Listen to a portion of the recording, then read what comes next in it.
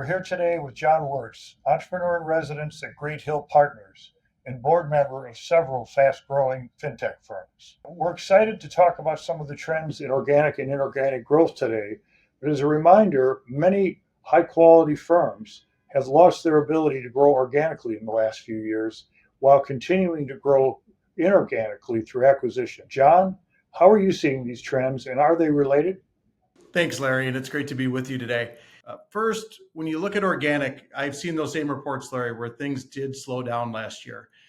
And when you think about what happened in 2023, we were coming off a down market in 2022, and a lot of people still budget top down or as a percentage of revenue. So as you can imagine, revenues were down in 2022, budgets were set. My belief is people invested less in organic growth, and that's probably what led to some of those results that we all saw. And then when you think about inorganic, it's not as easy as just jumping on a platform and then all of a sudden raining organic growth down. And I think some of these firms learned that the hard way, that they still need to make their change on their end. And so while inorganic was running crazy, I'm not sure that helped organic growth rates and may even stifle it a little bit. John, given what you've just shared, what are some examples out there? What I think is happening with some of these bigger firms is they top out, right? So if you think of how much can you spend on digital, there's at some point declining return.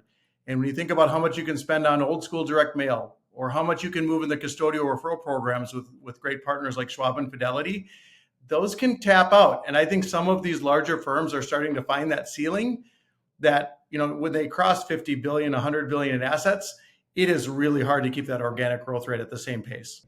Well, I understand the math, as it's the rule of large numbers, but are the firms, can the firms do something to continue to grow once they get that large, or is it just kind of the end of the road? No, absolutely. There's always another marketing channel. There's always another customer acquisition channel. And what I see these firms doing, and even back to the beginning, is, you can't slow that budget off of 2022 and then expect to be ready for 23 and 24.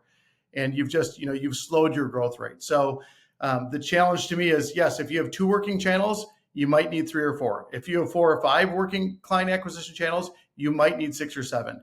Now, has anyone in our industry topped out? I think you look at people I've worked with in the past, like Fisher and Wealth Enhancement Group, there's still a lot of runway, but it only comes with consistent investment against that runway. Well, we really appreciate you taking time and sharing your insights with us. This is a super important area, and it seems it's becoming more important as this industry of ours matures. So I'm looking forward to continuing the conversation, John. Thanks again for joining us. Couldn't be happier to be with you, Larry. Thank you.